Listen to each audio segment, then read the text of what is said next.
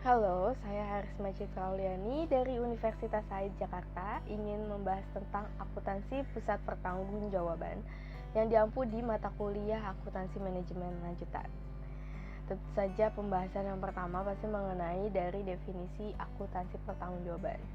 Menurut Hansen and Mowen pada tahun 2003, responsibility accounting is a system that measure the result to each responsibility center according to the information managers need to operate their center, yang artinya sebuah sistem yang mengukur perencanaan dengan anggaran dan pelaksanaan dengan hasil aktual dari tiap-tiap pertanggungjawaban.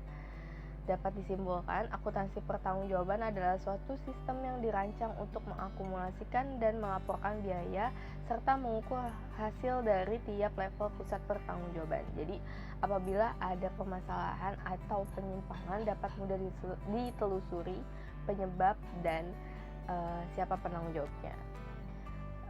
Kedua, ada pusat pertanggungjawaban, merupakan suatu tingkatan bisnis di mana manajer mempunyai pertanggungjawaban untuk melaporkan aktivitasnya dan mempertanggungjawabkan aktivitas yang telah dilakukannya. Tentu saja dalam pelaksanaannya manajer pusat dibantu dengan manajer lain serta para pekerja. Nextnya ada tipe-tipe dari pusat pertanggungjawaban. Nah, menurut Atkinson dan kawan-kawan, terdapat 4 tipe pusat pertanggungjawaban. Yang pertama ada cost center, yang kedua ada revenue center, yang ketiga ada profit center, yang keempat ada investment center. Dan kita akan bahas satu-satu. Cost center adalah suatu subunit dalam organisasi yang mengontrol biaya dari aktivitas produksi yang dilakukan dan tidak mengontrol biaya pendapatan atau investasi gitu. Serta ada pembatasan antara masukan dan keluaran karena adanya tanggung jawab biaya yang dipertanggungjawabkan. Dia tidak melihat dari berapa banyak pendapatan yang harus dicapai, tapi dia mempunyai tanggung jawab untuk mengendalikan biaya agar efektif dan efisien gitu. Lanjut, ada yang kedua, revenue center.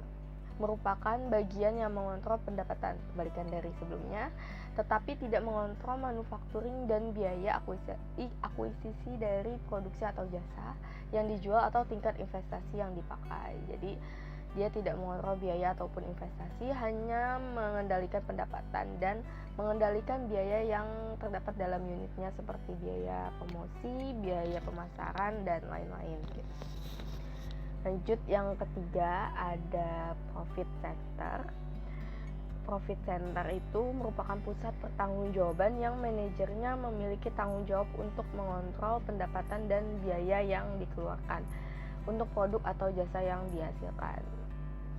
Dan pusat laba presentasinya dinilai atas dasar selisih antara pendapatan dengan biaya dalam pusat pertanggungjawaban yang dipimpinnya gitu. Jadi dia bisa mengendalikan biaya serta juga pendapatan gitu.